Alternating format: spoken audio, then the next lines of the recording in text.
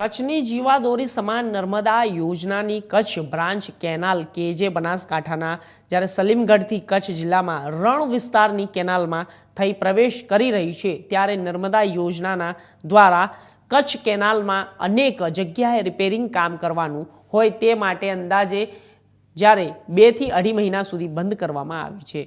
એટલે કે કચ્છ જિલ્લામાં નર્મદા યોજનાનું પાણી મળતું બંધ થઈ જશે। એટલે કે કેનાલ આધારિત રાપર શહેર અને તાલુકાના 97 ગામ તથા ખડેર વિસ્તાર અને 247 વાઢાઓમાં પાણી પીવાના પાણીની રામાયણ શરૂ થશે।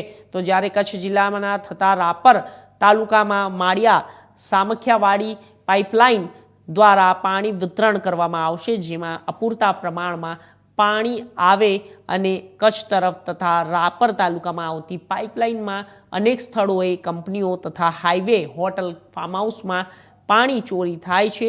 એટલે પાણીની મોકાણ ભર ઉનાળામાં ઊભી થશે।